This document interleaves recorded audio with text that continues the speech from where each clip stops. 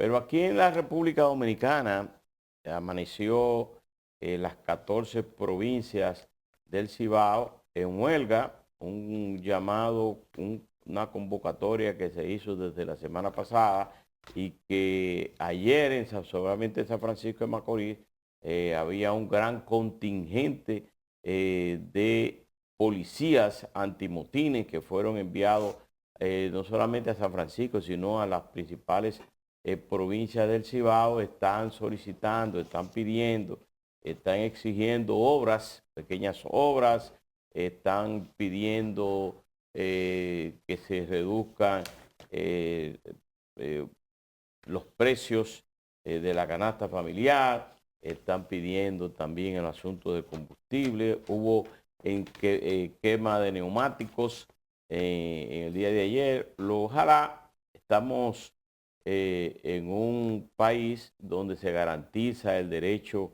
a la huelga, el derecho a la protesta, pero que los excesos hay que evitarlo. Ojalá que sea una demostración pacífica y que en la práctica, cuando se hace este tipo de llamados, siempre dicen que es un llamado pacífico, pero en la práctica eso se sale de control. Ojalá que no tengamos que lamentar absolutamente nada, que los huelguistas respeten el derecho que tienen los demás a transitar o a abrir sus puertas, y que la policía también respeten el derecho que tienen esos ciudadanos de tener demostraciones de descontento. Ese es el llamado que uno hace desde aquí en el inicio de esta huelga en las 14 provincias del sur. Sobre todo es la primera que ocurre después de una pandemia, después de la situación mundial de alzas de precios, de alzas de los combustibles que se han frisado en las últimas semanas. Decía el presidente que cerca de 1.200 millones de pesos cada vez que se frisan este tipo de combustibles. Se están utilizando también recursos para tratar de paliar la situación de los precios altos como consecuencia de esta guerra de Ucrania y de Rusia y Ucrania. Lamentando que se den este tipo de situación en este momento crucial de la vida, no solamente de los dominicanos, sino a nivel mundial. Y el gobierno lo que tiene que es dialogar, abrir un espacio de diálogo para que se puedan subsanar cualquier tipo de inconvenientes y de descontento. Bueno, el diálogo va a ser largo y tendido entonces, porque estamos hablando de un listado de 106 reclamos Sí, que tienen las organizaciones. 106 demandas. 106 demandas que básicamente quedan agrupadas en temas asociados a servicio de agua de consumo para la población, rebaja de la tarifa eléctrica, precios del gas y otros combustibles, apoyo financiero directo para productores agrícolas, avícolas, porcicultores, ganaderos, distribución de tierras y apoyo técnico y financiero para esos sectores. Esos son a grandes rasgos los puntos comunes.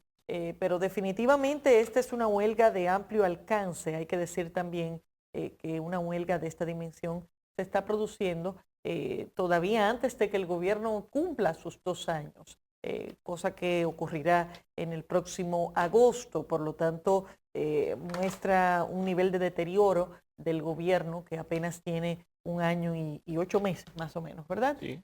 Con las fuerzas sociales, en este caso del norte del país, pero que estará afectando 14 provincias. Hay que insistirle a la gente también que tenga prudencia en el día de hoy, porque independientemente de los reclamos de estos protestantes, pues hay que tener cuidado en que en algunos puntos puedan presentarse situaciones de violencia y, bueno, hacer el llamado a los huelguistas de que este paro se realice de forma pacífica, sin daños a la cosa pública y, por supuesto, sin agresiones a las personas que se encuentren en estas 14 provincias del país. Sí que en la provincia de Duarte ayer habían algunas manifestaciones, ya quemas de goma y esas cosas. Como antesala de esto. Sí, exacto, por eso te digo que ya parece que habían grupos animados en calentar las cosas.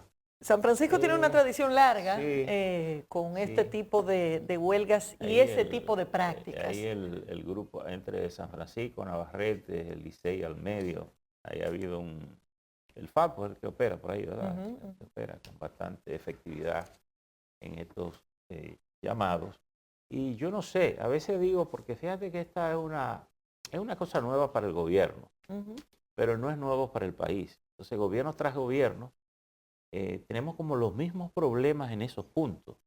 Y yo no sé cómo es que cómo no se pueden resolver de tal manera que esas razones se desarraiguen de allí hasta como argumentos para mantener esas poblaciones siempre en una constante lucha.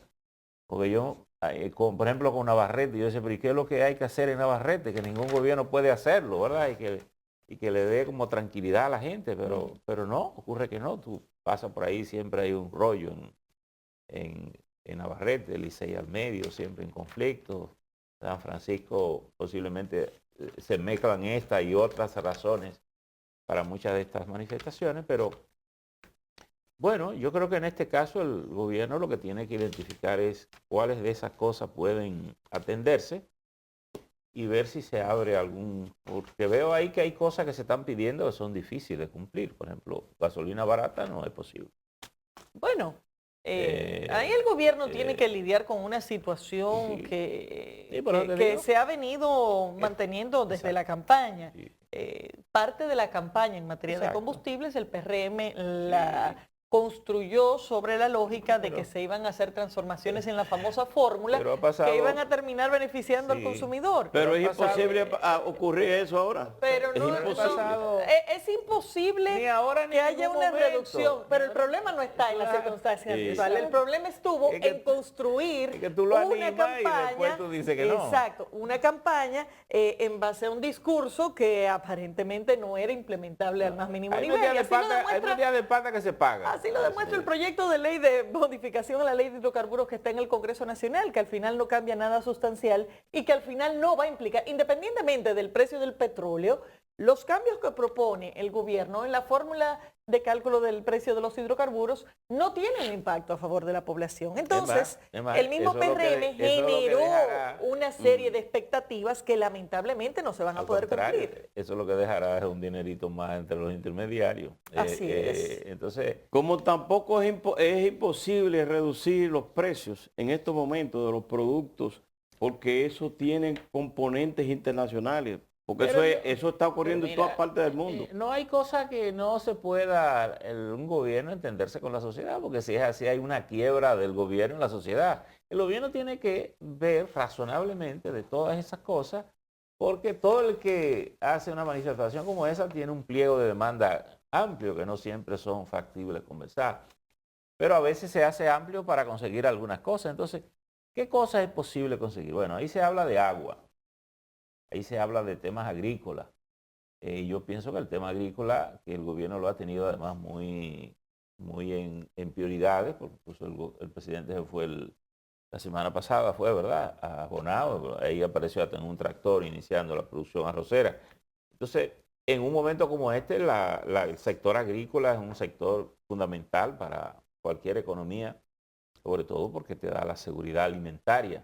Entonces yo creo que los temas agrícolas el gobierno lo tiene que atender, no solo porque lo demanden esos sectores, sino porque es una prioridad para el país, para el propio gobierno poder sobrepasar esta situación de crisis que nadie sabe cómo se puede complicar, nadie sabe cómo va a terminar, y aun cuando terminara muy bien, el país tiene una realidad. Su principal factor económico es el turismo. Y si tú convidas a gente a venir para acá, es como tú invitas a mucha gente a tu casa. Tiene que saber que algo tiene que haber en la nevera para preparar cada vez que vayan llegando, ¿verdad? Entonces, tener un sector agrícola con capacidad efectiva de producir con cierto nivel de competencia, pues yo pienso que es parte estratégica para nuestro desarrollo turístico, nuestro desarrollo económico. Por tanto, todo el que me pida a mí una demanda agrícola, pues hablamos. y ver lo que se puede hacer. Mira, y hay temas que sí han estado bajo el control del gobierno. El tema del agua, por ejemplo, agua potable de la comunidad. Y eso toma tiempo, pero te voy a poner un ejemplo de un tema que no toma tiempo y que el gobierno ha persistido, el tema de la tarifa eléctrica. Que recordemos que fue el mismo sector social que se negó a suscribir el pacto eléctrico y que lo judicializó. El desmonte de la cosa. El desmonte del subsidio, que implica un aumento de la tarifa y que es un aumento de la tarifa que se ha ido dando de forma escalonada y que está prevista que continúe hasta final del año. Esas cosas se pueden aguantar. Y ese tipo de temas, en la coyuntura actual, la prudencia lo que diría es, bueno, es que cuando esto se discutió y se inició, no estaban las mismas condiciones que están en este momento. Entonces, que fue en el 2018 que se firmó eso. Yo no sé por qué empiezan a aplicarlo del 2020. No. En el 2018 se discutió. Se discutió. Lo firmó el actual gobierno y lo firmó sin la participación del sector social, que se negó a firmar el pacto. A pesar de eso, lo implementaron y el sector social lo llevó al Tribunal Superior Administrativo. Independientemente se inició el desmonte del subsidio a través de un aumento de la tarifa eléctrica escalonado, insisto, pero es el tipo de medidas que el gobierno sí pudiera ir tomando porque sí dependen única y exclusivamente de la decisión local. Y el panorama actual que tiene la población, independientemente de que los incumbentes del sector eléctrico entiendan que eso es un aumento que no lesiona a nadie, la realidad es que la población está enfrentando aumentos por todos los frentes. Entonces, tener un aumento más desde el punto de vista de la tarifa eléctrica, cuando es algo que el gobierno puede controlar y puede disponer sin ningún tipo de inconvenientes, porque sí es algo que está bajo su control y su decisión, bueno, pues pudieran ser uno de los puntos, por ejemplo, que el gobierno asuma como una bandera de negociación dentro de esta situación. Yo creo que este tipo de situación para el gobierno, y bien como tú decías, sin haber cumplido los 2 años, con un problema internacional complicado, con un año preelectoral muy complicado, porque aquí todo el mundo va a construir, todo el mundo va a salir a la calle a patalear, por muchas razones, porque todo el mundo necesita fortalecerse en algún área. Tú dices, comenzando incluso con el mismo gobierno. Por ejemplo, el gobierno tiene un presidente con buena imagen, pero tiene un partido político que necesita hacer un trabajo político que no tiene todavía. El PLD y que no lo están haciendo. Y posiblemente embullado con el gobierno. No lo están haciendo. Y el PLD tiene una estructura política fuerte, pero no tiene un candidato. Leonel Fernández está mejorando según los números que estamos conociendo, pero no tiene una estructura. Entonces, todo el mundo necesita aquí construir algo. Por tanto, aquí no va a haber gracia. Entonces, el que gobierna tiene que ir buscando soluciones a estas cosas.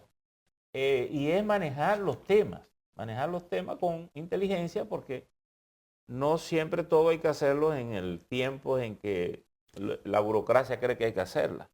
Porque lo que más hace la burocracia es meter la pata. Entonces, aquí hay que ver la parte política y social, cómo usted la maneja, cómo la va maniobrando.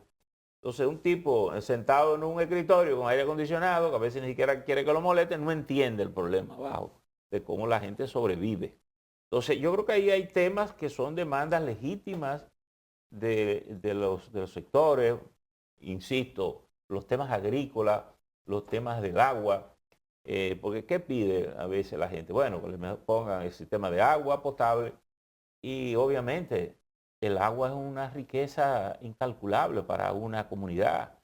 A veces ni siquiera es hacer un aeroducto nuevo, a veces los sistemas están dañados por disparatico, una bombita, una cosa, cosas menores. Entonces, el problema aquí yo diría que el gobierno lo que tiene que tener es oído y disposición para sentarse a ver, y ver lo que es posible. Porque la gente tampoco te pide que le baje el cielo. La gente te pide que le preste atención. Si el gobierno presta atención, se sienta, si tú me demandas una cosa que es imposible, no se puede. Pues le buscamos la vuelta a la que sí se puede. Pero hay temas que también han ido tomando forma y que es una falta de respuesta del gobierno a las discusiones. Por ejemplo, uno de los puntos que plantean es la eliminación de las administradoras de riesgos de salud. Algo que evidentemente las ARS parecería un tremendismo, pero es un tema que ha ido tomando fuerza a nivel social desde varios puntos de vista. Esa es la ley de seguridad social. Esa es la ley, pero no se ha presentado una propuesta de modificación. El gobierno le tiene miedo bueno, a pero ahí eso. vamos. La inacción de buscar soluciones con relación a ese tema, entonces lleva a esta respuesta extrema de parte de los sectores sociales y que es mucho más difícil de manejar. ¿Por qué? Porque a pesar de que hace meses que se anunció que se iba a hacer una propuesta de modificación de la Ley de Seguridad Social, ni siquiera se tiene un proyecto todavía. Entonces, son temas que van aumentando, van escalando, se van complicando y al no ofrecer ninguna solución, pues entonces se convierten en una situación de mayor punto de conflicto, como es el caso de esta huelga. La gente te pide entonces todo a veces lo que es impensable, te lo pide. Pero el gobierno le tiene temor a meterle el pico a eso.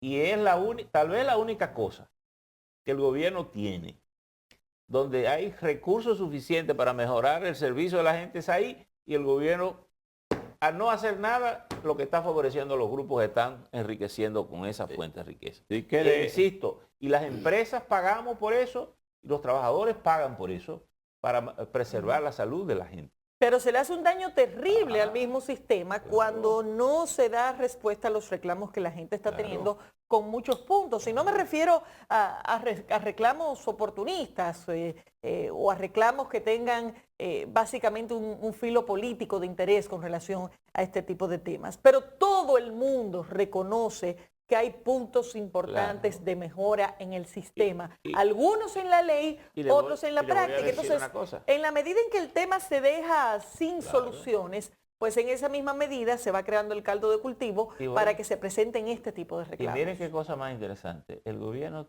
no solo tiene esa posibilidad sin tener que poner dinero, porque el dinero lo produce el sistema, sino que el gobierno tiene una mayoría congresual que si necesitara algo más la puede conseguir con la oposición con facilidad, porque desde la propia oposición que han estado cantaleteando el tema también. Es decir, que tendría la oposición que asumir la parte contraria, decir que no estaba en favor de la gente, lo que es muy poco probable. Entonces, ahí el gobierno tiene, lo único que tiene que tener claridad en lo que tiene que cambiar, que ahí donde yo siento que el gobierno no ha podido identificar o no tiene la decisión política de dar el paso.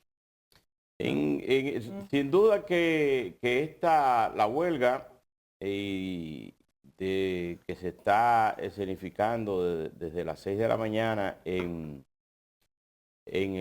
las 14 provincias del Cibao tiene un componente político, pero también el componente social. Ahí está la capacidad del gobierno y del Partido Revolucionario Moderno de tener la capacidad de negociar, de conversar con estos grupos y desactivar lo que los empresarios de esas provincias, como es lógico, nunca lo apoyan, consideran la huelga inoportuna. Pero hay que ver los componentes políticos, los componentes sociales y vuelvo y repito, la capacidad de desactivar esta huelga de manera pacífica, dialogando, conversando con estos grupos que ojalá, vuelvo y repito, sea pacífica esta huelga en toda la región del Cibao. Vamos a hacer una pausa, retornamos en breve.